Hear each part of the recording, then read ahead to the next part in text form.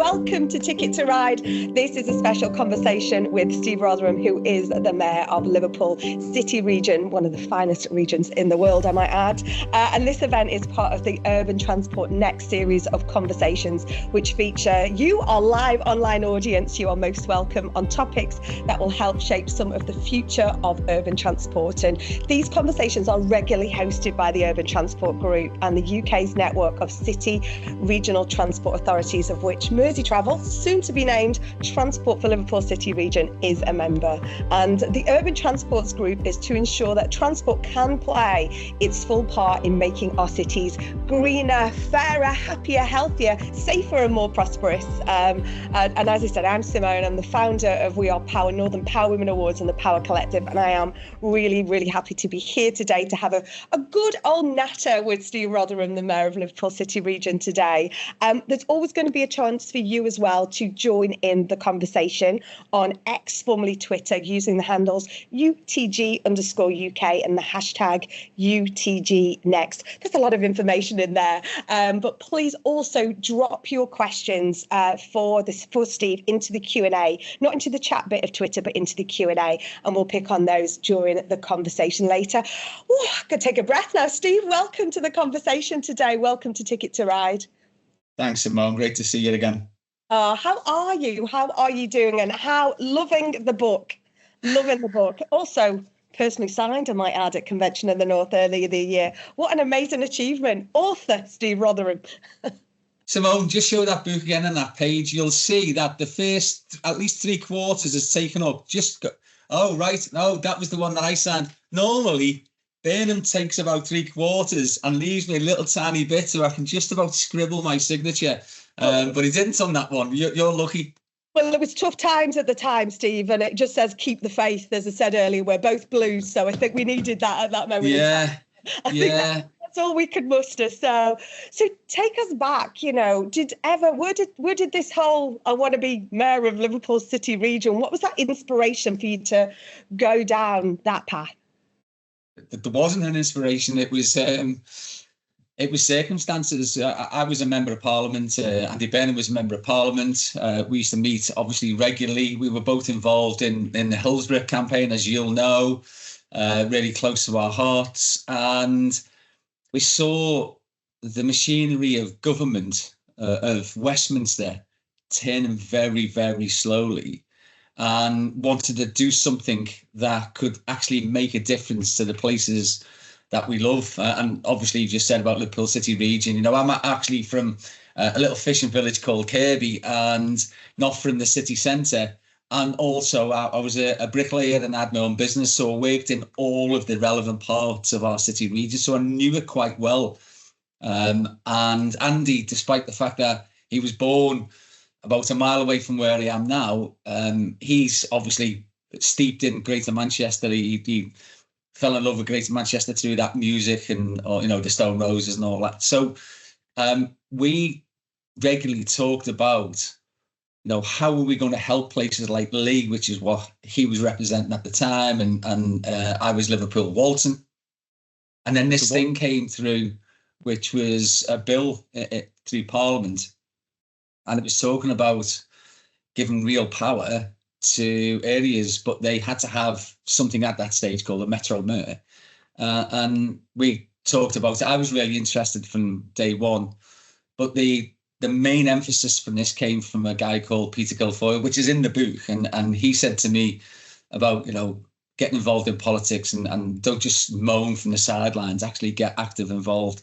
And then when the bill was going through Parliament, he said, you need to be stepping up for this. This is a big role, and it'll need somebody who understands the whole geography. And that's really why I put my name forward. Although I wasn't favourite, as you know, but thankfully I came through, and Andy came through more easily in Greater Manchester.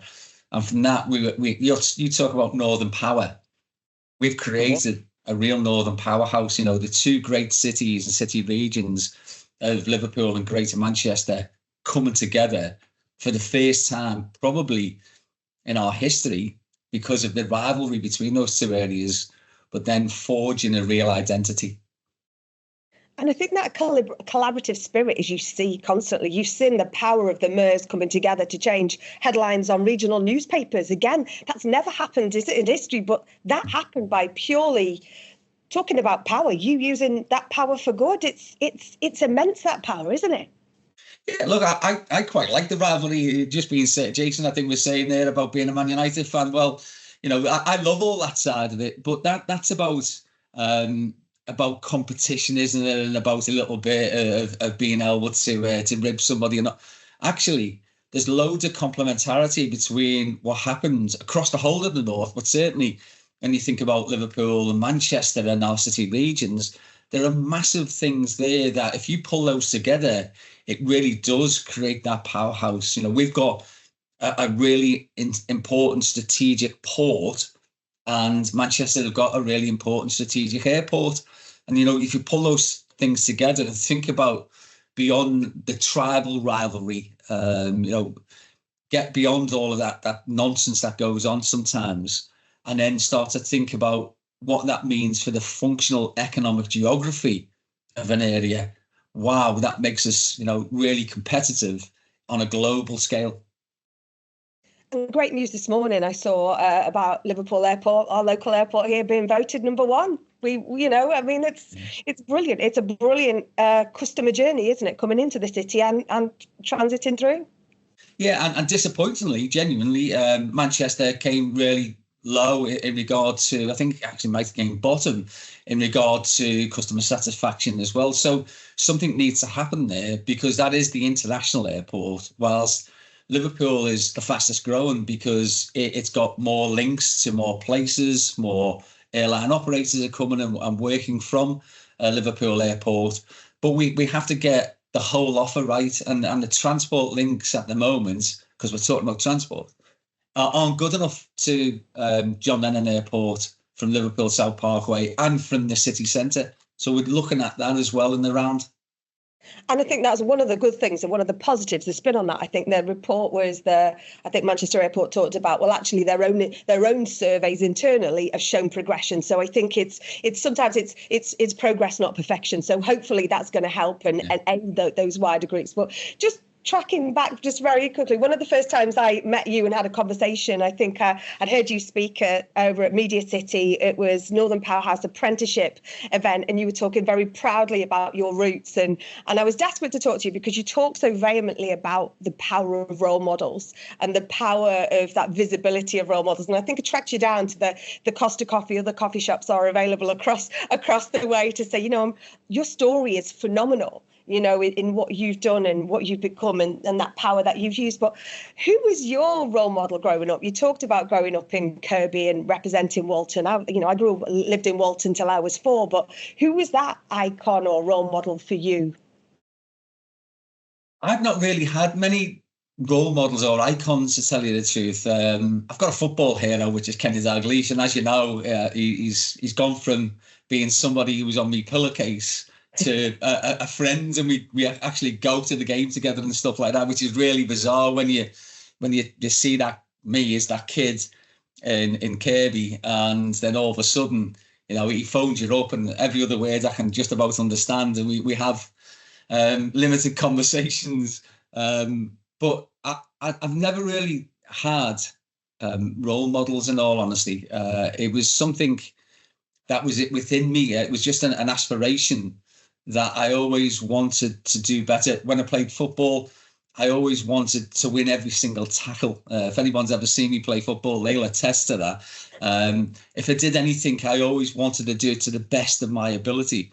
And then that chance meeting that I had with Peter Kilfoyle when my son was in nursery, and he was the one who said to me, you can't just continually moan about things. The world was terrible. There was a Tory government that ran the education system literally into the ground. There was more buckets than there were teachers in this nursery. And he just said, do something about it. So those sorts of life chances have came about, I think, by luck and not by design.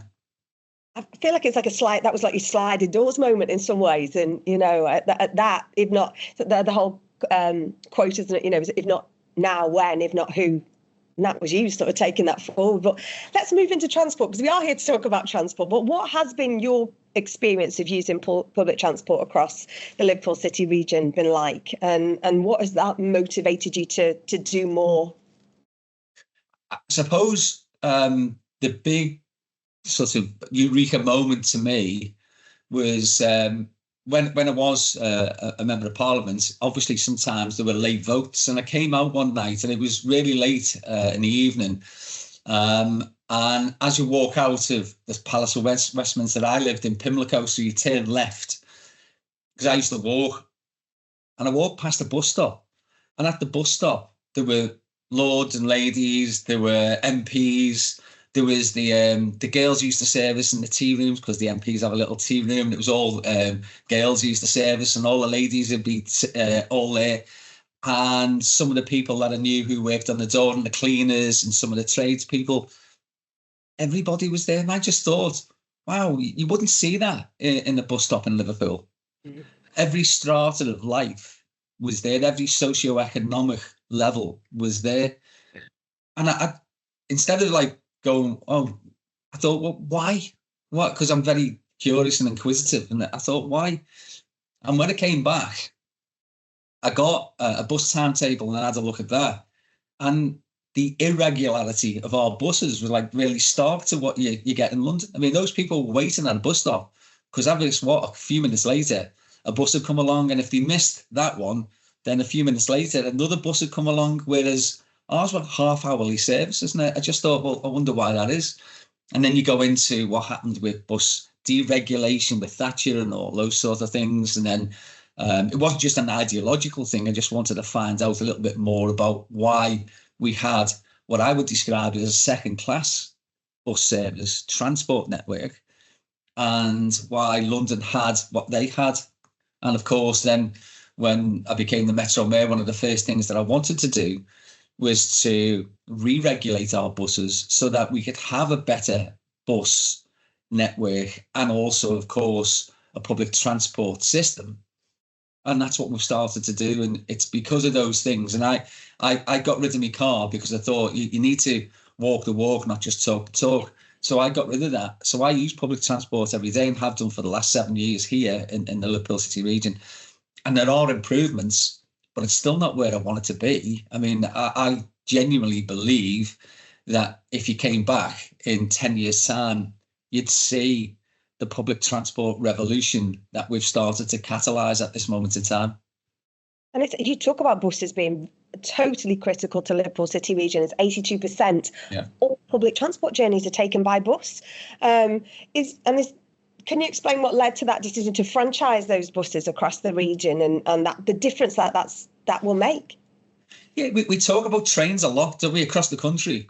And actually, as you just said, 82% of our public transport journeys are by people who use buses. And I just thought, well, we're letting 82%, we're letting the vast majority of people down, because whilst we've started to address the problems on our train system, the people who were using buses were still stuck with a very poor service, a service that, by the way, at any stage, a bus operating company could just say, do you know what, I'm not doing that anymore, or we want to put the fares up, or the fleet that they were using were a diesel fleet where we wanted it to be a zero emission fleet. Whatever it was, we had no control over that. And we did have limited control over what happened on the rails. So in the Liverpool City region, rather than intercity, and I'm sure you'll want to talk about Liverpool to Manchester. But buses, for me, are an essential part of what we're trying to do. We're trying to create opportunity. And if you don't have a good bus system, then you're denying people, especially people from the poorer communities, the opportunity of those life chances. You know, it could be about getting to work. And if you've got a very expensive bus system, or it doesn't go to the places that it should do, or it's infrequent, then what chance have you got as a young person trying to get a foothold onto the ladder of your career choice? So I wanted to do something desperately about that. But there was a thing called the Bus Services Act 2017, and it's really, really cumbersome. And in fact, bits of it are impenetrable. And we had to get around that. And speaking to Andy again about what we could do, because we want what the vision is that we were saying, just imagine if you had a bus service where it's seamless between the cities and city regions, and it just opens up the possibilities for the whole of the north and northwest. So what we wanted to do was what they wanted to do, and Andy went first because they had plans already. We had to develop ours, and then they hit the buffers, if you like, in regard to they were taken through legal proceedings and through the High Court, but they won all of that, and that has opened up, I think, now the door to everybody, and you start to see, aren't you, not just Manchester who've already done theirs. We start ours, as you know, in March next year. And then I think Tracy Braben's next, and then Oliver Coppard, and you start to see this mushroom, and just bringing things back under public control, because it's better for the transport network. Again, I said before, it's not an ideological thing. I'll argue the ideology over it. I'll argue that with anybody. I think it's the right thing from that perspective. But what I want is a genuine quality alternative to the car, and we haven't got that at the moment.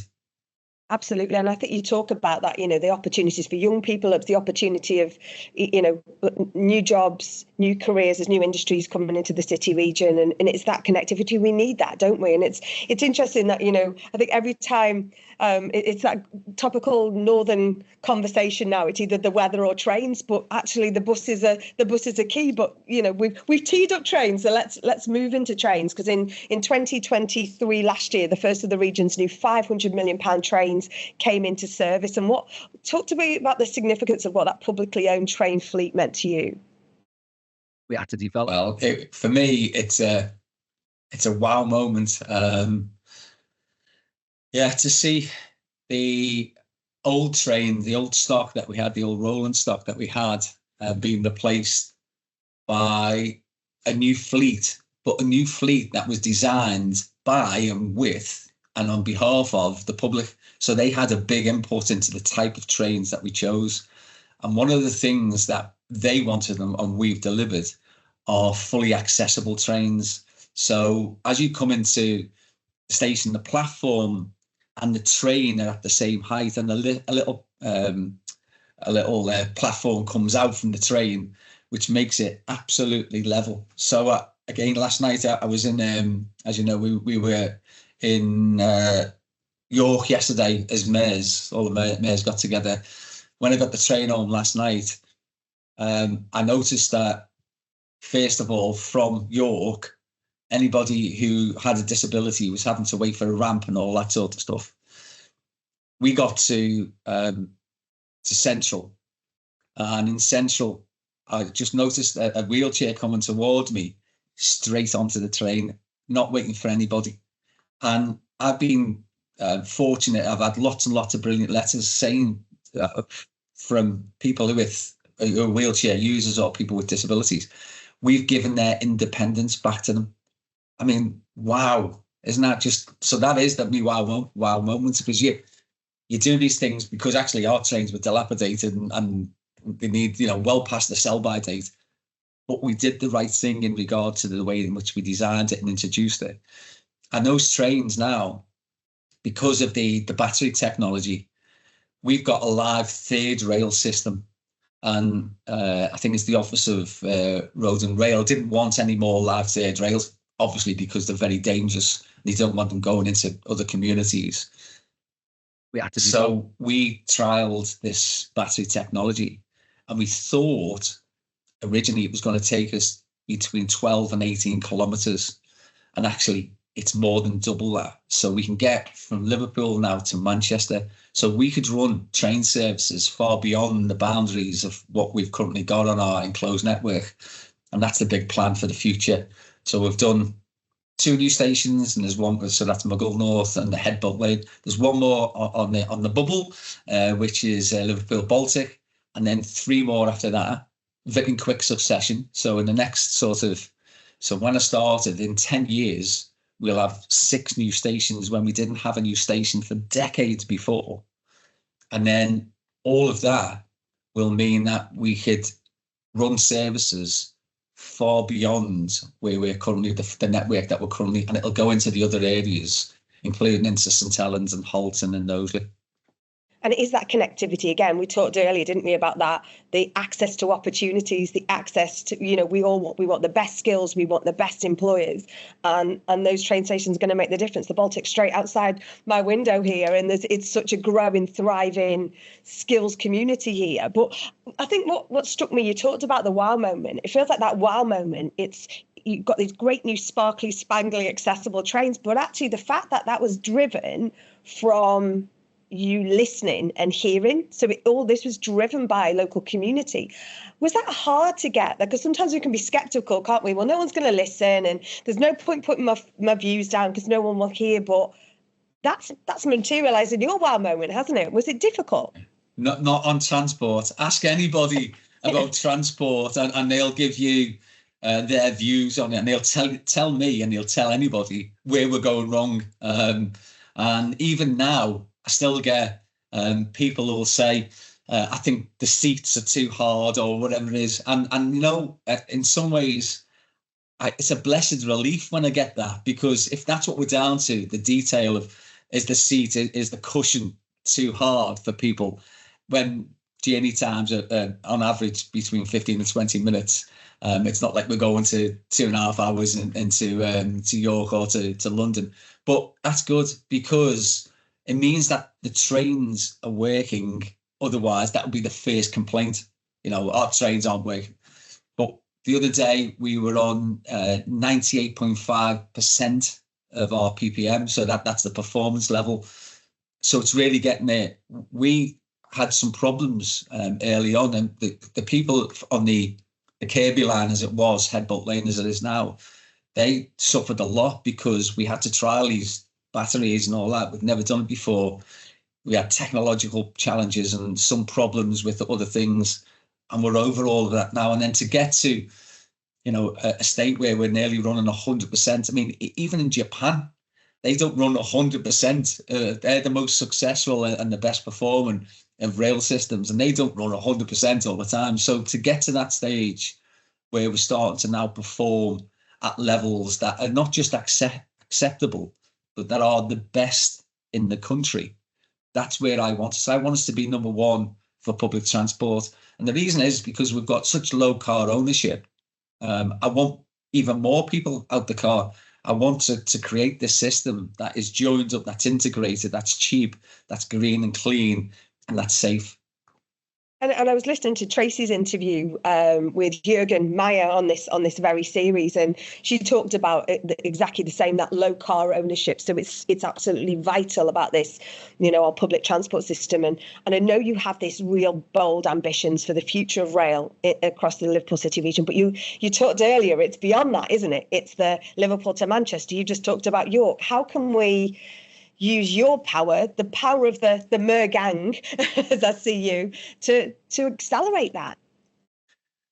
Well, we need to. We need to, and we need to because to get now from Liverpool to Newcastle, it'll take you the same time that it did when the rocket was around, when railways were first sort of introduced. And myself and Andy have got something called the Liverpool to Manchester Rail Board, and that's 200 years after the first ever board, which was the Liverpool to Manchester Rail Board, was inaugurated. And within a few years, they'd built a rail system, a passenger rail system, the first in the world between Liverpool and Manchester. So we've got real pressure on us to try and emulate those forebears, but we have been given £17 billion. We have to but in all honesty, unless it's spent very, very quickly because of inflation, it'll just eat away at that, and 17 billion won't do what we wanted to do. And what we wanted to do is to transform rail connectivity between Liverpool and Manchester, and that includes freight onto rail as well, not just passenger. and we'll need a new line, a new configurement, a way in which we can quickly get people between those two great cities, reducing the travel time. If we got it down to half an hour between Liverpool and Manchester, it genuinely opens up a world of possibilities for people living in an area and traveling to that area. Most people travel half an hour or more to get to work. So just imagine if we could have two cities within half an hour's distance. So all of those great things are what we're working on now, with the overall aim to ensure that what we do is transform what Andy wants to do with Piccadilly and what I want to do with Central Station in Liverpool and with Lime Street, and connect them up like you would in London, underneath the ground, on the subterranean. You'd have those connections, and I want to do something there that really addresses the problems that we've got with Central. Central is the highest footfall of any station outside of London that's underground. So it's creaking a bit because it's 40 odd years old, whatever it is. So we need to do something on there, and this gives us a chance to address all of those problems in the round. With the previous government, we had six options for configurement between Liverpool and Manchester. They chose the cheapest, and the cheapest doesn't do any of the things that we need to do. And so it was really short-sighted. And thankfully now we've got the opportunity, working with a different government, and certainly working with Lou. She's a breath of fresh air, to tell you the truth. And we can have adult conversations. So that's what we're doing now, about what we need in both of those cities and city regions to pull it together. And it will be groundbreaking that on it's a two-way, isn't it? It's not just a one-way exit, it's absolutely a two-way. And I know one of the other things that you're really, really passionate about and have pledged to deliver is the active travel network, which is 600 kilometres, because the 6 boroughs across the Liverpool City region, it's vast and it's different and it's unique, and they all have their own identities. But it's really key that people move around this fantastic region or regions. What's the progress? What's the story so far? The reason is I'm a lapsed cyclist. I actually went for a bike ride with Simone O'Brien, who's our czar, the commissioner locally, and he was pointing out that whilst we've got some really, really good infrastructure, what happens is we've got some really good stuff and then a real bad pinch point where, as a cyclist, you're almost taking your life into your own hands to cross that little bit. But then that opens up another stretch. So he took us all around these, and a few times we had to dismount. And we're looking now specifically at the funding that we've got. And we've spent about 100 million on active travel already. But we're looking at those pinch points to see whether we can engineer solutions to the problems that we've got. The real difficulty is we have to develop. It's that chicken and egg situation that we've got. Currently, we have some brilliant infrastructure that's cost a lot of money, and not enough people using that infrastructure because possibly of those pinch points. So that people continually say to me, why are you wasting money on active travel?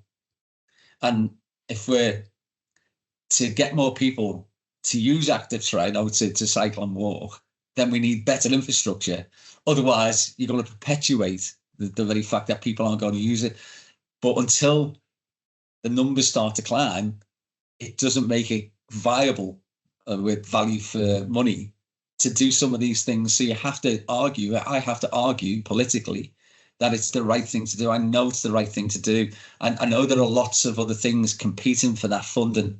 Public transport needs to be improved, and we're doing that as well. So it's not an either or for me, but it's a really integral part of what we need to do in the city region. And then when you go to other places, as I have done, and see what they've done on cycling, and the fact that people are using bikes as a first choice, instead of like, well, it's a nice day, I might use it today. That's their first mode, their first choice mode of transport. So I want to see a culture change. And we have started to see increases in numbers. We've gone up, we've doubled and trebled the amount of people who are using some of our cycle lanes. But we need to again address the issues of safety and of segregation, and have it as a real quality transport network that includes active travel. I think my husband's boosted some of those numbers on a weekly basis. He cycles to Chester, gets the train back, so it's a win-win on both of them. I did it to start of the summer. He told me it was only 30k, it was 62, but it was okay. It was a good fitness day. But it's that connectivity, isn't it? We're talking about transport today, but actually you've got to focus on that and the connectivity with health.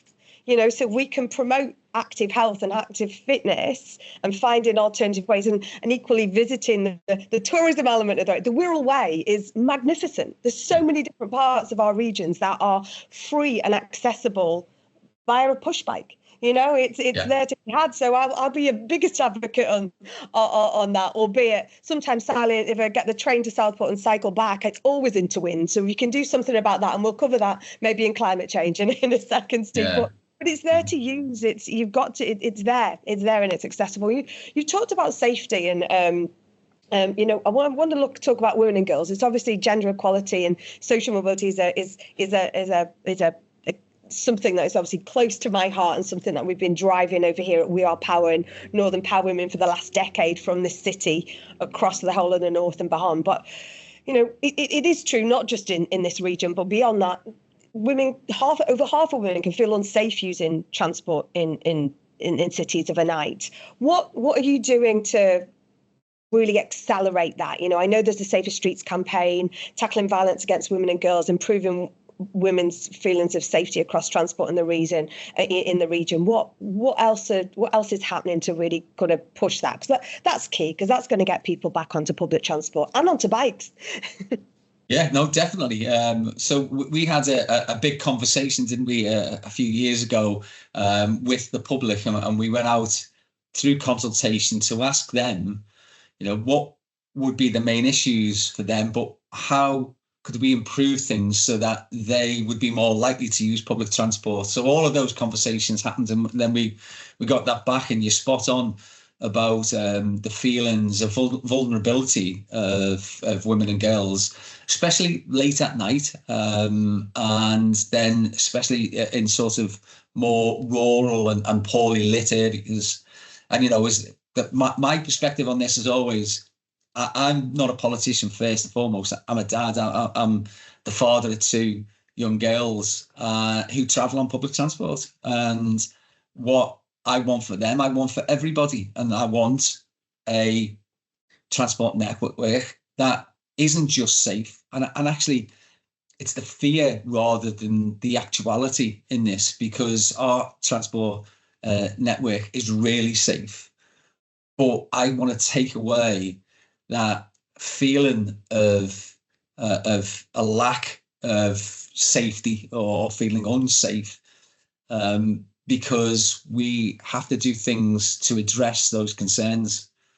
And for me, the stuff that you said about Safer Streets, the stuff that we've launched, the work that we did with our Police and Crime Commissioner, the Merseyrail Police and Crime Commissioner especially, and all of those live reporting systems. So, for instance, I know you know this, but just for those who don't, we put a QR code on the buses, and it's a real simple thing. But if you feel vulnerable, or you feel that somebody might be acting in a way that causes you concern, you can click on the QR code and you can text through to a control room, and all of that is monitored.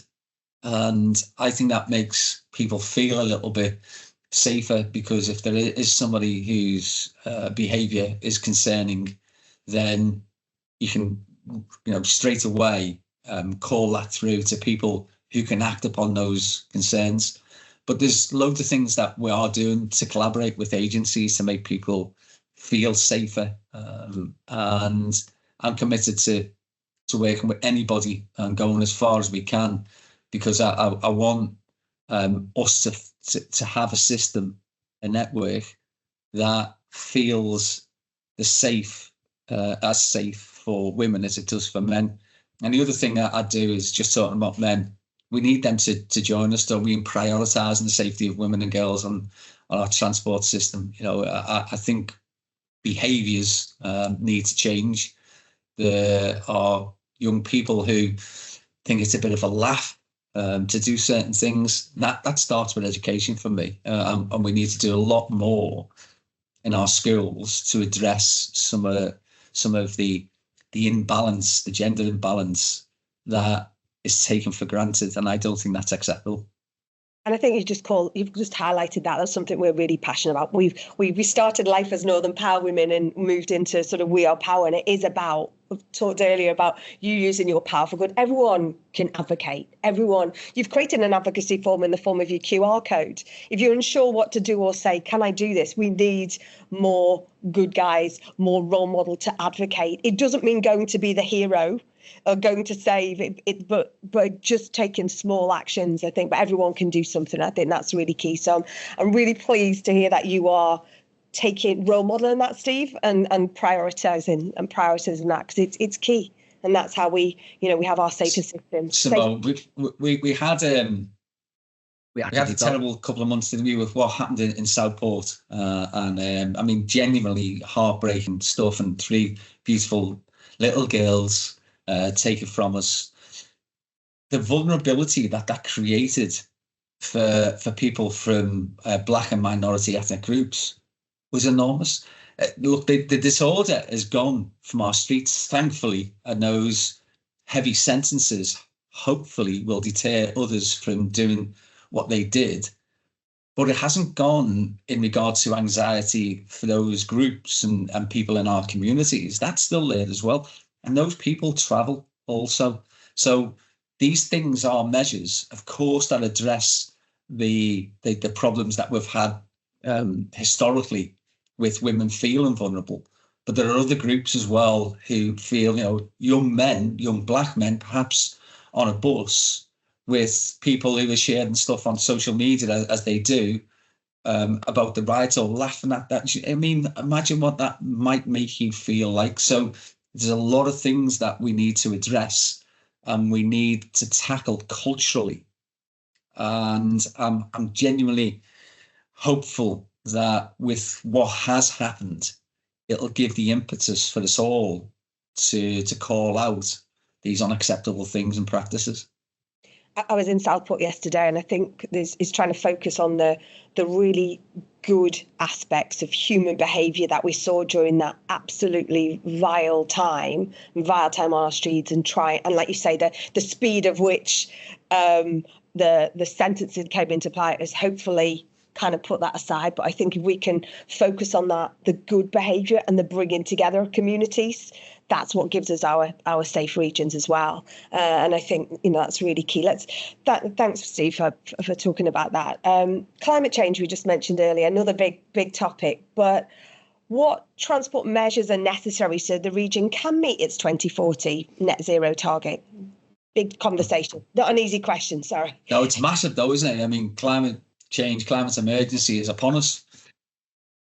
There are plenty of people, we talk about social media, there are plenty of people on it who are naysayers who believe that this is all manufactured just by people who want us to invest money unnecessarily in the green economy or in renewable energy and all that nonsense. Anybody who's lived in the last few weeks, that was supposed to be summer. Climate change is about change. When we call it, heating and all of that sort of stuff about the planet heating up, I think most people thought, I could do with a bit more sun, so I'm not that bothered about it. And when they see the fluctuations and the sort of vicissitudes in what has happened just in the last few weeks and months, surely that gives them cause for concern about the problems that we all face. So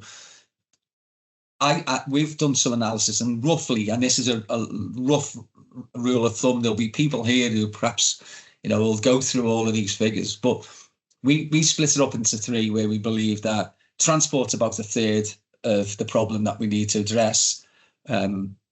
We've got housing and the way we live is about another third, and then industry is the last third.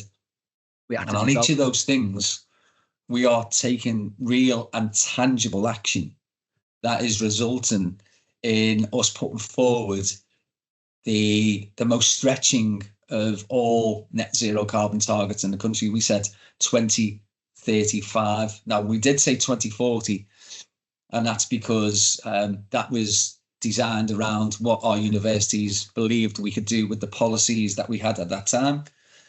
And with the additionality that we've created policy-wise in tackling some of those issues, we can hopefully achieve the more stretching target of 2035. And I do believe, when I say hopefully, the reason I say that is because it's no good saying 2050, because I think we could hit 2050.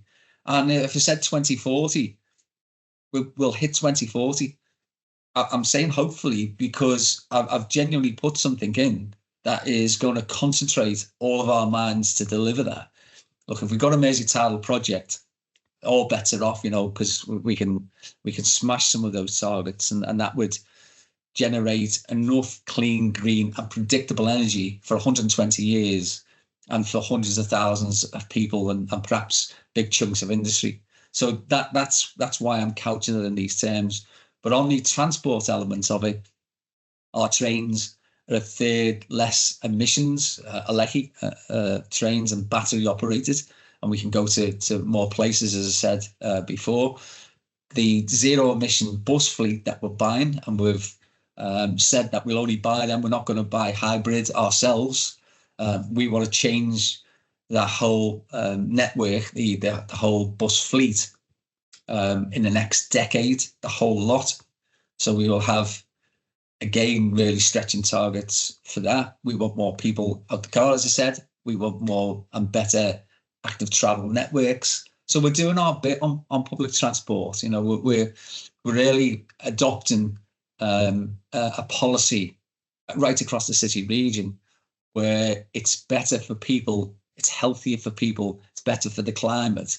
If we do a public transport system that our area deserves. So that's where we are. On the others, we've done brilliant on what we're doing on the industrial part of that, and then on housing and retrofit, we're leading in the country. So we're doing some really good stuff on the others, but on the transport bit, we'll push home every advantage that we've got across the city region.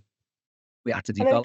We've got a few questions that I want to come to in a second, but how important was it for you? It's a silly question, really, isn't it? To win that third term of mayor, and what do you want to see that shape future facing locally on transport? We had to important as in as much as I really want to see some of the hard work that we've done, and I'm a builder by trade, as I think you said. Often nobody says, "Oh, they're brilliant foundations. Them, you've dug them out brilliantly, and that concrete looks really fantastic." But that's important if you want to build something of significance on top. And we've done all of the hard work. We started from literally nothing. Walked into an office with nobody there. You'll read it in the book. Nobody. Whereas my friend Mr. Burnham walked into a fully functioning organisation. We've had to build everything. And I want to see that now start to pay dividends, the hard work, not just by me, but by everybody who's been involved. And that means that some of those projects, having that fully integrated public transport system, for instance, if we could pull that one off, wow, that would be something of real benefit, not just for now, but for generations to come. So I want to do that. I want to see the stuff that we've started to do on skills really pay dividends, and the same on the other things that I've already spoken about, in climate emergency and all that. So I want to see all of that, and we can do really big and exciting things in the next 4 years. I don't know after that, to tell you the truth. We'll have to see. The hair's a little bit grayer and the face is a little bit more lined, so we'll have to see. I do notice that when politicians get to positions where we have to develop, it's a 24/7 type job, and this genuinely is 24/7. But when you do get to that, they seem to age very, very quickly. And I've seen things in the mirror that, no, I don't want to. I don't want to go old prematurely. I'm still very young at heart.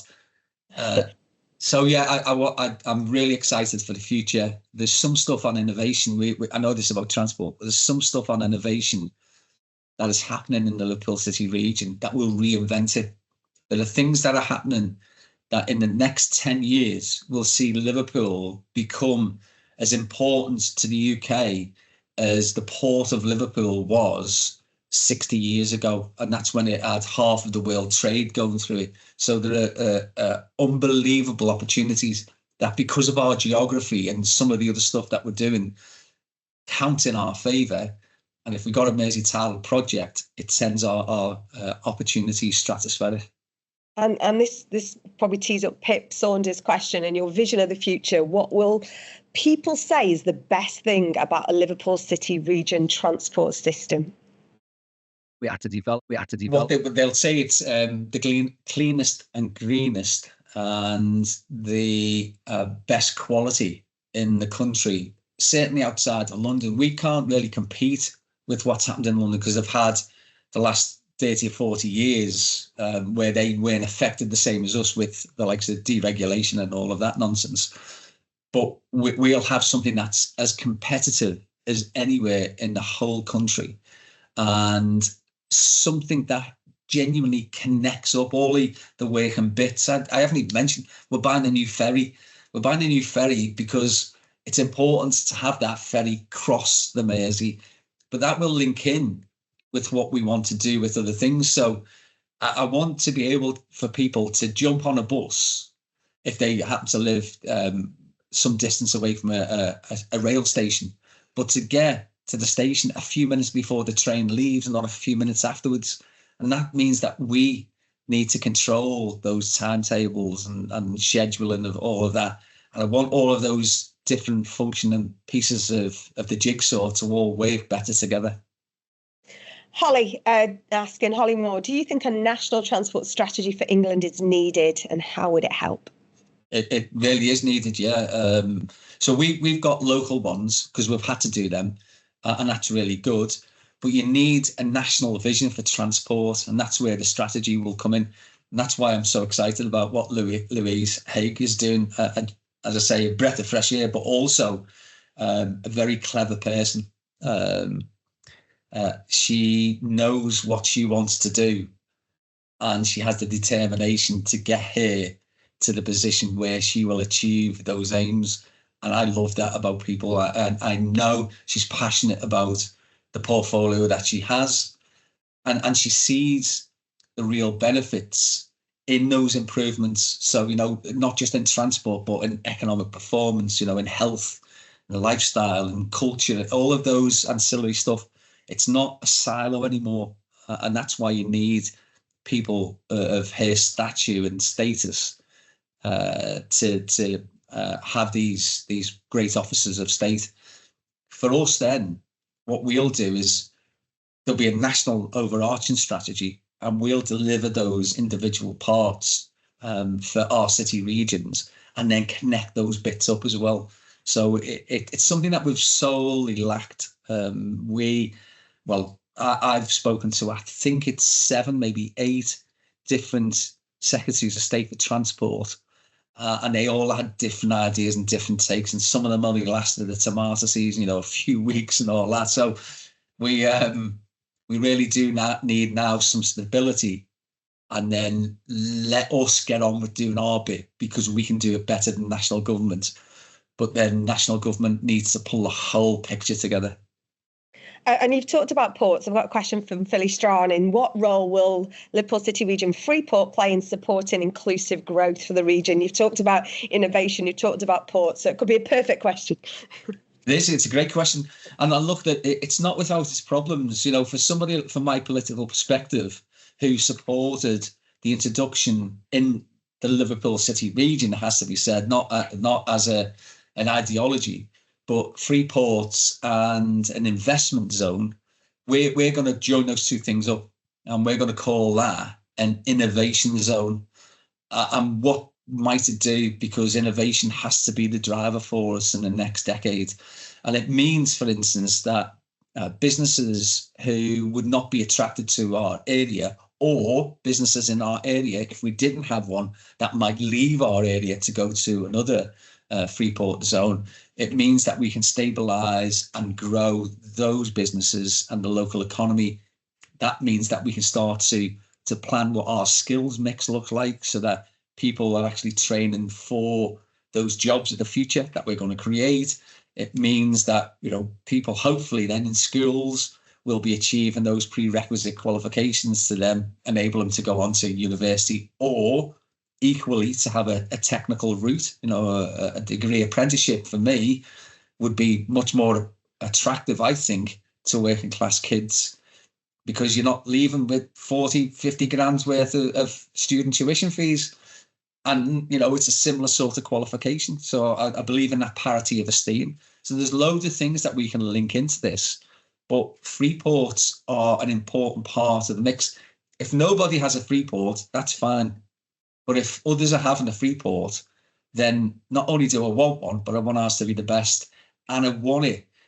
And we've got this within the articles that we've put together in the terms of reference for the free port, that we've got inclusivity in it. So we've got a fair employment charter, there's a social value framework, and there's all sorts of other protections that we've got in ours that nowhere else in the country have got. And just talking about that kind of wider inclusivity and accessibility, how are you working to make sure that areas like Sefton and obviously the other 5 city region areas are not left behind in terms of that infrastructure? That's an anonymous question. Well, Mr. or Mrs. Anonymous, you're right.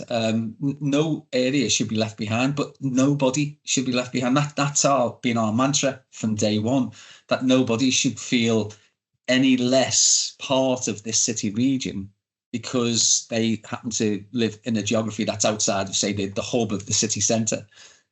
And I don't look at anywhere more or less favourably outside the area of Liverpool. I can point to and show you the progress that we've made in every single one of those places. But what the real litmus test for me is that a working class kid from any of those 6 districts has an equal chance of getting whatever the opportunity is, because they're not constrained by not having a car, or that they can't afford the cost of travel to get that opportunity. And that's why, you know, the £2 fares that we introduced, it's one of the best things I've ever done. People love it. But we've done half price travel for apprentices. We've got the most generous concessionary travel scheme in the whole country. As you know, if you're 60 in the Liverpool City region, you get what's called the twirly, the travel card, and it's called a twirly because it only kicks in at 9:30. And if you get on earlier than that, the bus driver says you're too early, so become the twirly in the Liverpool City region. But the twirly is not available anywhere else. In London, you get it, and here kids travel for nothing up to 5, as you know. We've got the £2.20 My Ticket for teenagers, and that's unlimited travel all day. So there's loads of good things that we are doing. We have to more to do. And we haven't got long left. It's a really tricky one now, but what are your thoughts on the cancellation of HS2 Phase 2? Take a breath. Yeah, it was. I think it was the wrong decision at the wrong time, and done in completely the wrong way, because if you remember, the Tories went to Manchester for their conference and then announced in Manchester that Manchester wasn't going to be connected up to Birmingham via HS2. So I just thought, wow, you know, again, that's another one of those moments where you think, who's running the scene politically, you know, for that government? What has happened, though, is that some of the redistribution of funding has gone to areas like ours. And so we've got CRSTS2, and there's a top up for that. And that means that we'll be able to do more locally. But I want to build a better transport system, not just for the Liverpool City region, but right the way across the whole of the Northern Corridor and beyond. But that has to be our primary concern. If we get people between cities, easier, quicker, and more cheaply, the economy will benefit. And my final question to you, Mr. Rotheram, is using your best superpower, how will you use that to achieve your transport aims? We have to develop. We've got no superpowers and very little powers at times, but I'm a Scouser, and there's an old saying that Scousers learn to read between the lines before they read words. And so in my devolution agreement, it tells me lots of things that I can do. And I've read it several times. It doesn't tell me things that I can't do. So what I've got on and done is things that aren't in the devolution agreement. And I'm waiting for somebody to say, you can't do that, stop. And so far, nobody has. So I'll continue to push on, and we'll do even better things until somebody says, I'm sorry, you shouldn't get involved in that. But they're not. And you know why, though, Simone? They're not intervening because we're delivering and we're doing really good things. And so why would you stop somebody from doing really good things? They're not. And I think they're turning a blind eye, which is great. I'm a big fan of not asking for permission, just asking for forgiveness. Yeah. Steve, thank you so much. A big thank you for you giving your time today to take part in this big conversation. Thank you so much for your time. Thanks, Simone, and thanks for everybody who's online. Thanks to all of your questions. I think I got through them all, and I think the ones that I maybe didn't cover at the end, I think Steve covered in his excellent conversation today. Please do keep the conversation going on Twitter using UTG_UK and the hashtag UTGNext. The Urban Transport Group will be hosting more of these conversations soon, so please keep an eye out across all of the socials. I know this is going to get turned into a podcast. You'll be able to watch it again live, so please do keep this conversation going. Thank you. My takeaway from today is you talk about transport. It's not in isolation. It's so linked. Transport is the enabler of all opportunities and inclusion for all. So, Steve, thank you for doing. Please, don't bother with the asking for permission. Keep going for the forgiveness. Thank you all for joining us, and keep the conversation going.